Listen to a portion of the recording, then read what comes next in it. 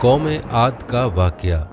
हज़रत हूद अलैहिस्सलाम का वाक़या बहर अरब और बहर अहमर के दरमियान अरब के जनूब व शुमाल में दोनों जानिब यानी उम्मान, हिज्र मौत, बहरीन और मगरबी यमन तक एक वसी सहरा है जिसे सहराउल अहकाफ के नाम से याद किया जाता है।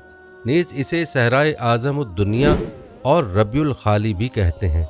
अल अहकाफ हकफ की जमा है जिसके लगवी मानी रेत के बुलंदोबाला और वसी और इस टीले के हैं। इस लकोदक बेयाबान सहरा में सफर करना तो दूर की बात, इसके अंदर कदम रखने का भी तसव्वुर नहीं किया जा सकता कि मौत की इस वहशतनाक वादी की जानिब रुख करना खुदकुशी के मुतरादिफ है। यही वजह है कि मकामी बद्दुओं से लेकर मुहमजू सयाहों तक कोई इस सहरा के करीब जाना पसंद नहीं करता। सफेद और बारीक रेत के हजारों फीट ऊंचे पहाड़ों में अगर कोई शय फेंकी जाए तो वो लम्हों में गर्क हो जाती है और रेत की सतह पर जुम्बिश तक नहीं होती। ये सहरा अल्लाह बुजुर्ग बरतर की खुली निशानियों में से है और अहले दुनिया के लिए जाए इबरत भी। अल अहकाफ नामी इस भयानक वादी को देखकर ये गुमान भी नहीं किया जा सकता कि ये किसी जमाने में दुनिया का सबसे ज्यादा सरसब्ज व शादाब इलाका था, जहाँ बेशुमार फलों और फूलों के वसी बागात, ठंडे पानी के चश्मे, आबशारें और बुलंदोबाला इमारतें थीं, जिसमें दुनिया की सबसे ज्यादा ताकतवर, मालदार और शानदार तमद्दुन रखने वाली कौम आद आबाद थी। ये दुनिया की सबसे ज्यादा कदावर और जोरावर इंसान थे। इतने ताकतवर लोग अल्लाह ने फिर पैदा नहीं किए। जैसा कि अल्लाह ताला ने कुरान करीम में फरमाया, उन जैसी कोई कौम और मुल्कों में पैदा नहीं की गई। सूरह फजर की आयत नंबर 8 है। हिज्र मौत और नजरान के दरमियानी इलाके अल अहकाफ में कौम आद के, जिसे कौम इरम भी कहा जाता है, 13 कबाइल आबाद थे। कौम आद के लिए अल अहकाफ में रहने से मुतल्लिक कुरान करीम में अल्लाह ताला सूरह अहकाफ आयत 21 में फरमाता है, हूद को याद करो जबकि उसने अपनी कौम को अहकाफ में डराया। अल्लामा जलालुद्दीन सयूती रहमतुल्लाह अलैह अपनी तफसीर दुर मंशूर में तहरीर करते हैं कि कौम आद निहायत जोरावर और बहादुर कौम थी। ये बुत परस्त थे। इनके 2 बुतों के नाम हमूद और हुब बयान किए गए हैं। इब्ने कसीर रहमतुल्लाह अलैह ने अपनी तफसीर में तीसरे बुत का नाम समद बयान किया है। तूफान नूह अलैहिस्सलाम के बाद कौम आद ही वो कौम थी जो सबसे पहले कुफ्र और शिर्क में मुब्तला होकर बुतों की पुजारी बनी। उन्हें अपने पत्थरों के खुदाओं पर बड़ा घुमंड था। उनकी मुआशी हालत तो बहुत उम्दा थी, लेकिन जहालत, गुमराही, झूठ, बेहयाई, बातिल अकवाल और फासिद ख्यालात उन्हें मुआशरती तौर पर तबाही के किनारे पर पहुंचा दिया था। चुनाचे कुफ्र और शिर्क के समुद्र में गर्क कौम आद की बदअमालियां जब अपनी आखिरी हदूद पार कर गईं तो अल्लाह ताला ने उन्हीं में से अपने एक नेक बंदे हजरत हूद अलैहिस्सलाम को पैगंबर बनाकर मबूस फरमाया। चुनाचे कुरान करीम में अल्लाह ताला का इरशाद है, और हमने कौम आद की तरफ उनके भाई हूद को भेजा। उन्होंने कहा, भाइयों, अल्लाह ही की इबादत करो, इसके सिवा तुम्हारा कोई माबूद नहीं। क्या तुम डरते नहीं? तो उनकी कौम के सरदार जो काफिर थे कहने लगे, तुम हमें कम अकल नजर आते हो और हम तुम्हें झूठा ख्याल करते हैं। उन्होंने कहा, मेरी कौम, मुझ में हमाकत की कोई बात नहीं है, बल्कि मैं रब्बुल आलमीन का पैगंबर हूँ। मैं तुम्हें अल्लाह का पैगाम पहुँचाता हूँ और तुम्हारा अमानतदार खैर खा हूँ। क्या तुमको इस बात से ताज्जुब हुआ है कि तुम में से एक शख्स के हाथ तुम्हारे परवरदिगार की तरफ से तुम्हारे पास नसीहत आई ताकि वो तुम्हें डराए? और याद तो करो जब उसने तुमको कौम नूह के बाद सरदार बनाया और डेल डोल में तुमको फैलाव ज्यादा दिया। बस अल्लाह की नेमतों को याद करो ताकि निजात हासिल करो। वो कहने लगे, क्या तुम हमारे पास इसलिए आए हो कि हम सिर्फ एक अल्लाह ही की इबादत करें और जिनको हमारे बाप दादा पूछते चले आए हैं उनको छोड़ दें? बस अगर तुम सच्चे हो तो हमको जिस अजाब की धमकी देते हो उसको हमारे पास ले आओ। हूद अलैहिस्सलाम ने कहा, तुम्हारे परवरदिगार की तरफ से तुम पर अजाब और गजब का नाजिल होना मुकर्रर हो चुका है। क्या तुम मुझसे ऐसे नामों के बारे में झगड़ते हो जो तुमने और तुम्हारे बाप दादा ने अपनी तरफ से रख लिए, जिनके अल्लाह ने कोई सनद नाजिल नहीं की? तुम भी इंतजार करो, मैं भी तुम्हारे साथ इंतजार करता हूँ। फिर हमने हूद को और जो लोग उनके साथ थे उनको निजात बख्शी, और जिन्होंने हमारी आयात को झुटलाया था उनकी जड़ काट दी और वो ईमान लाने वाले थे ही नहीं। حضرت ہود علیہ السلام ایک طویل عرصے تک اپنی قوم کو واعظ و نصیحت کرتے رہے۔ کبھی وہ انہیں اللہ کی طرف سے عطا کردہ نعمتوں کی یاد دلاتے تو کبھی عذاب الہی سے ڈراتے، لیکن وہ بہرے اور اندھے بنے رہے۔ تاریخی کتب میں ہے کہ حضرت ہود علیہ السلام مسلسل 50 برس یا اس سے بھی زیادہ درس و نصیحت میں مصروف رہے۔ قوم عاد کے 13 قبائل میں سے لقمان اور خلجان نامی قبائل نہایت طاقتور تھے اور انہیں حکمران کی حیثیت حاصل تھی۔ حضرت ہود علیہ السلام نے جب دعوت حق دی اور کفر و شرک چھوڑ کر ایک اللہ کی بندگی کی طرف بلایا تو لقمان قبیلے نے سخت مزاحمت کی اور حضرت ہود علیہ السلام کے دشمن ہو گئے۔ اس کے برعکس دوسرے قبیلے خلجان نے حضرت ہود علیہ السلام کی باتوں پر غور و خوض کیا اور ان میں سے اکثر جلد ہی آپ علیہ السلام کی دعوت کو قبول کر کے ایمان لے آئے۔ حضرت ہود علیہ السلام نے اپنی قوم کو راہ حق پر گامزن کرنے کی ہر ممکن کوشش کی، مگر قوم نے ان کی دعوت قبول کرنے سے انکار کر دیا تو بالآخر انہوں نے بارگاہ الہی میں مدد کے لیے دستے دعا دراز کیے، جسے قرآن کریم نے سورہ المومنون آیت 39 میں یوں بیان کیا۔ نبی علیہ السلام نے دعا کی کہ اے پروردگار، انہوں نے مجھے جھوٹا کہا ہے پر تو میری مدد فرما۔ اللہ نے اپنے نبی علیہ السلام کی فریاد کے جواب میں فرمایا، جو کہ سورہ المومنون آیت 40 میں ہے، اے نبی، یہ بہت جلد اپنے کیے پر پچھتانے لگیں گے۔ اللہ تعالیٰ نے اپنے نبی علیہ السلام کی دعا قبول فرمائی اور قوم عاد پر عذاب کی ابتدا ہو گئی۔ بادلوں کے فرشتے کو حکم دیا کہ اب بارش نہ برسائی جائے، چشموں کے فرشتوں کو حکم دیا کہ ان کے ٹھنڈے میٹھے اور شفاف پانی سے لبریز چشموں اور آبشاروں کو خشک کر دو۔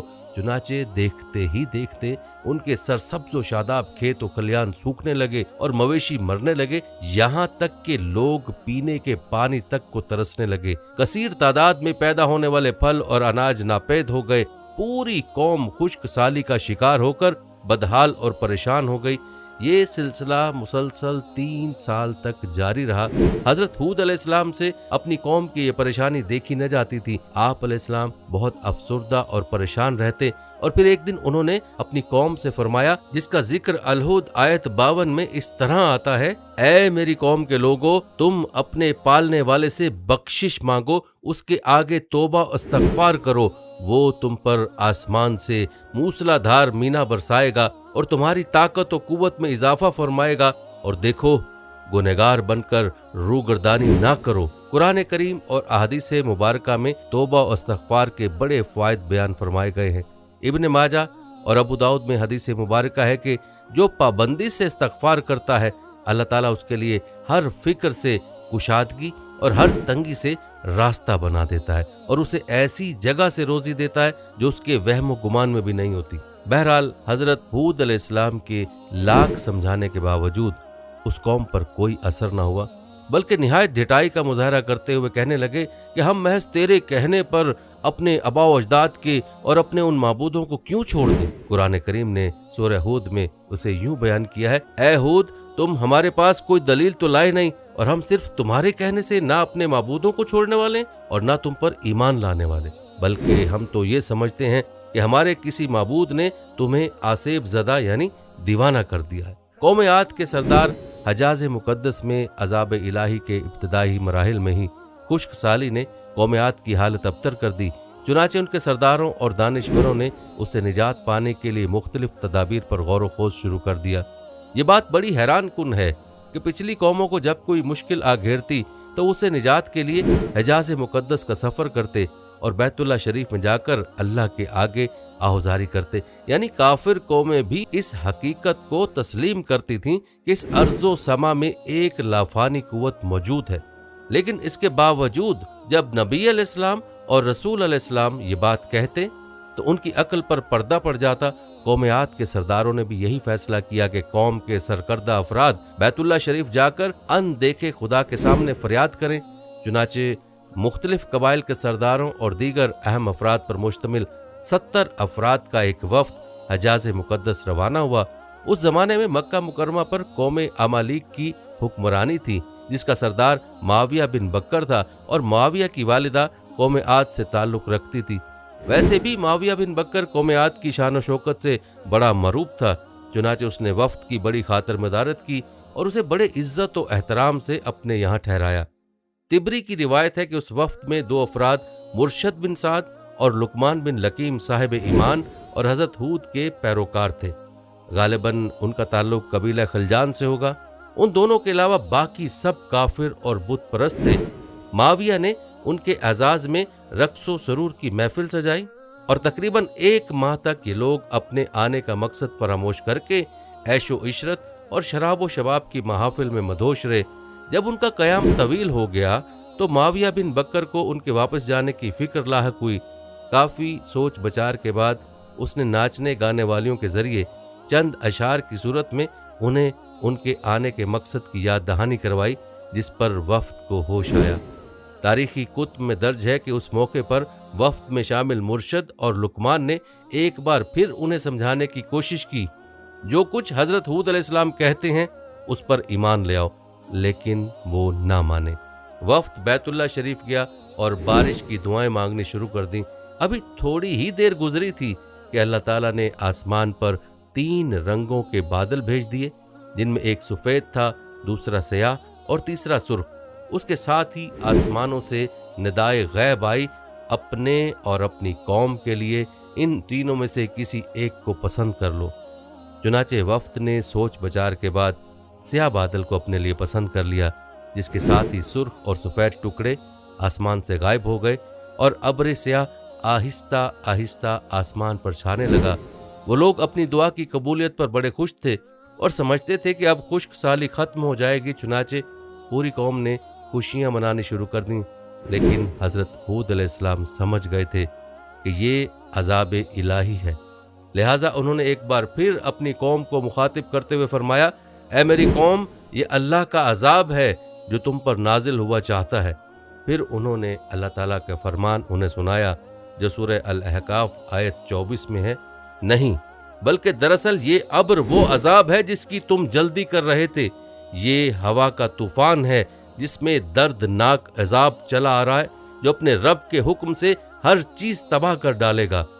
हदीस शरीफ में आता है कि अम्मा आयशा सिद्दीका रज़ी अल्लाह ताला अन्हा ने हजूर नबी करीम सल्लल्लाहु अलैहि वसल्लम से पूछा, या रसूल अल्लाह सल्लल्लाहु अलैहि वसल्लम, लोग तो बादल देखकर खुश होते हैं कि अब बारिश होगी, लेकिन आप सल्लल्लाहु अलैहि वसल्लम के चेहरे पर इसके बरक्स तशवीश के आसार नजर आते हैं।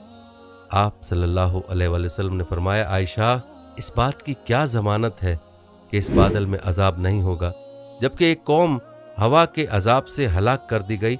उस कौम ने भी बादल देखकर कहा था कि ये बादल है जो हम पर बारिश बरसाएगी। हजरत आयशा रज़ी अल्लाह तआला अन्हा फरमाती हैं कि जब तेज हवा चलती तो नबी करीम सल्लल्लाहु अलैहि वसल्लम ये दुआ मांगते, ए अल्लाह, मैं तुझसे इसकी खैर का तालिब हूँ, और जो इसमें उसकी खैर का और जो तूने इसमें शर रखा है तो उससे और उसके शर से मैं आपकी पनाह मांगता हूँ। हजरत आयशा रज़ी अल्लाह तआला फरमाती हैं कि जब आसमान पर बादल छा जाते तो हुज़ूर अकरम सल्लल्लाहु अलैहि वसल्लम के चेहरे का रंग मुतग़य्यर हो जाता। आप सल्लल्लाहु अलैहि वसल्लम पर खौफ की सी कैफियत तारी हो जाती, जिससे आप सल्लल्लाहु अलैहि वसल्लम बेचैन हो जाते। कभी बाहर निकलते, कभी अंदर दाखिल होते, कभी आगे होते और कभी पीछे। फिर जब बारिश बरसती तो फिर खुशी तारी हो जाती थी। हजरत आयशा रज़ी अल्लाह तआला फरमाती हैं कि ये कैफियत देखकर मैंने खिदमत अक़दस में सवाल किया तो आप सल्लल्लाहु अलैहि वसल्लम ने फरमाया, ए आयशा, कहीं ऐसा ना हो जाए जो कौम आद ने कहा था। फिर इस आयत की तिलावत फरमाई। जब कौम आद ने उस अजाब को बसूरत बादल अपनी बस्तियों की तरफ आते देखा तो कहने लगे, ये तो बादल है हम पर बारिश करने वाला। कुरान करीम में सूरह हाका आयत नंबर 7 में है कि अल्लाह ने तेज आंधी का यह अजाब 7 रातों और 8 दिनों तक मुसलसल जारी रखा। आंधी ने किसी एक को भी बाकी न छोड़ा। ये हर एक के पास पहुंच गई। गारों के अंदर, पहाड़ों की घाटियों और चोटियों, घरों, महल्लात और किलों के अंदर सबको फना कर डाला। इब्ने उमर रज़ी अल्लाह तआला अन्हु से मरवी है कि नबी करीम सल्लल्लाहु अलैहि वसल्लम ने फरमाया कि वो आंधी जिसके जरिए कौम आद हलाक की गई, अल्लाह ने उन पर अंगूठी जितनी जगह के मिसल हवा खोली थी। बस वो हवा पहले देहात में गई और वहां के लोगों और मवेशियों और मालों को उठाया और आसमान और जमीन के दरमियान ले गई। अल्लाह ताला ने इस खौफनाक आंधी से हजरत हूद अलैहिस्सलाम और उनके साथियों को महफूज रखा और उन्होंने खतीरा नामी एक बस्ती में पनाह ले ली जहां अजाब उन तक नहीं पहुंचा और वो अमन व सकून से रहे। अल्लाह ताला ने कुरान करीम के मुख्तलिफ मकामात पर कौम आद पर नाजिल होने वाले अजाब का तज़किरा फरमाया है ताकि कुफ्र व शिरक और गरूर व तकब्बुर में मुब्तला लोगों को तंबीह हो। इसके अलावा कुरान करीम की एक सूरत का नाम हज़रत हूद अलैहिस्सलाम के नाम पर सूरह हूद है। कुरान पाक के 11वें पारे में मौजूद ये सूरह मुबारका 123 आयात और 10 रुकुआत पर मुश्तमिल है। सूरह हूद मक्की है। ये उस दौर में नाजिल हुई कि जब कुफार मक्का का जुल्म व सितम अपने अरूज पर था। चुनाचे सूरह हूद में उन पिछली कौमों का तज़किरा है जो अल्लाह के नबियों और रसूलों की तकज़ीब करके कहरे इलाही का निशाना बनी और तारीख के सफ़ात पर हमेशा के लिए इबरत का नमूना बन गई। सूरह हूद में 7 पैगंबरों के क़सस व वाक़यात दर्ज हैं, लेकिन उस सूरत को हज़रत हूद के नाम से मंसूब करने से मालूम होता है कि हज़रत हूद के किस्से और कौम आद पर नाजिल होने वाले अजाब को ख़ास अहमियत हासिल है। हदीस मुबारका में है कि रसूलुल्लाह सल्लल्लाहु अलैहि वसल्लम की रेश मुबारक के कुछ बाल सफ़ेद हो गए तो हज़रत अबू बकर सिद्दीक रज़ियल्लाहु तआला अन्हु ने अर्ज़ किया, या रसूलुल्लाह सल्लल्लाहु अलैहि वसल्लम, आप बूढ़े हो गए। तो आप सल्लल्लाहु अलैहि वसल्लम ने फरमाया कि हाँ, मुझे सूरह हूद ने बूढ़ा कर दिया। बाज़ रिवायात में सूरह हूद के साथ सूरह वाक़िया, मुरसलात, अल-निबा और सूरह तकवीर का भी जिक्र है। अल्लामा तिबरी की बाज़ रिवायतों में कि हज़रत हूद अलैहिस्सलाम की उम्र 150 साल थी। आप अलैहिस्सलाम को 50 बरस की उम्र में नबूवत अता हुई। 50 बरस तक कौम को वाज़ो नसीहत करते रहे। कौम की हलाकत के बाद मज़ीद 50 बरस तक जिंदा रहे और अहले ईमान को वाज़ो दर्स फरमाते रहे। हज़रत हूद अलैहिस्सलाम का मज़ार तारीख़ी कुतुब से पता चलता है कि हज़रत हूद अलैहिस्सलाम का मज़ार हज़रे मौत के एक मकाम पर है जहाँ अरब के मुख्तलिफ हिस्सों से हज़ारों की तादाद में लोग जमा होते हैं। अगरचे ये कब्र तारीख़ी तौर पर साबित नहीं है। वल्लाहु अलैम। उम्मीद है कि आज की वीडियो आपको अच्छी लगी होगी। अगर वीडियो अच्छी लगी तो लाइक करके हमारे चैनल को सब्सक्राइब कर दें और बेल आइकन के बटन को प्रेस कर दें ताकि हमारे नए आने वाली वीडियोस का आपको पता चलता रहे।